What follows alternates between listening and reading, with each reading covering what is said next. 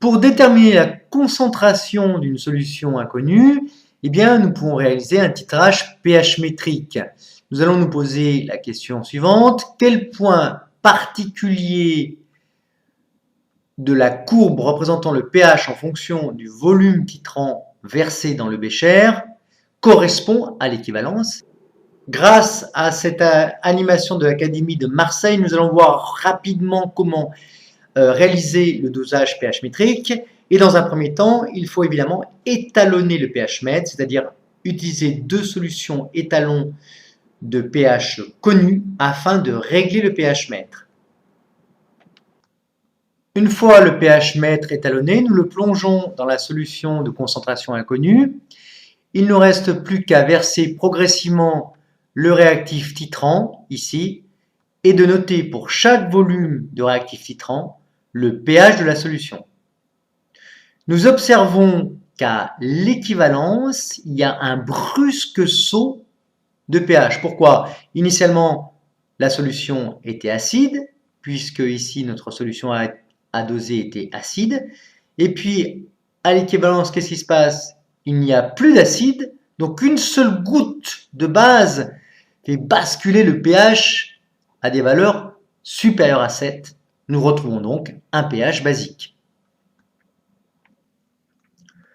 Lors d'un dosage pH métrique, on observe une brusque variation de pH à l'équivalence.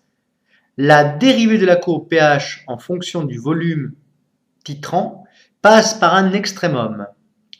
On réalise un titrage pH métrique lorsque la réaction de dosage rapide et totale est une réaction acide-base.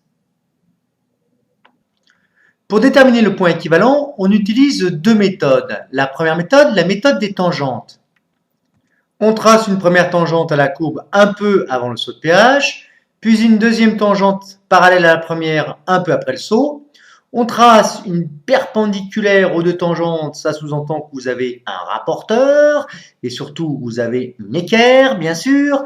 Vous tracez une parallèle aux deux tangentes qui passe par le milieu de la perpendiculaire. Le point d'intersection de la parallèle à la courbe correspond au point d'inflexion, donc au point équivalent.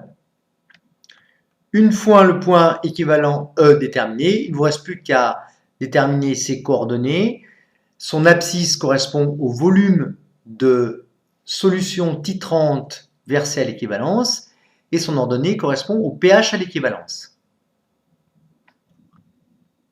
La seconde méthode consiste à tracer la dérivée de cette courbe.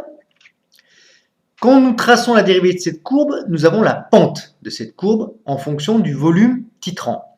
Nous voyons que avant l'équivalence, la pente augmente, puis après l'équivalence, la pente diminue. Donc à l'équivalence, la pente présente un maximum.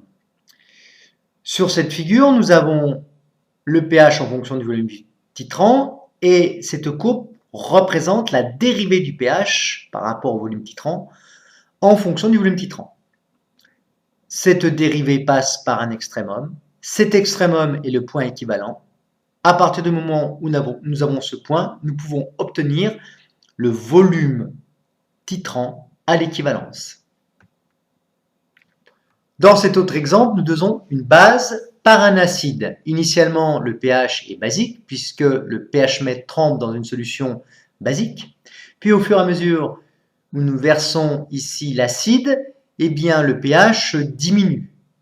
La courbe pH en fonction du volume titrant passe par un extrémum au point équivalent. Ce point équivalent ici va nous donner le volume d'acide à l'équivalence et nous permettre de déterminer la concentration de la solution de base inconnue.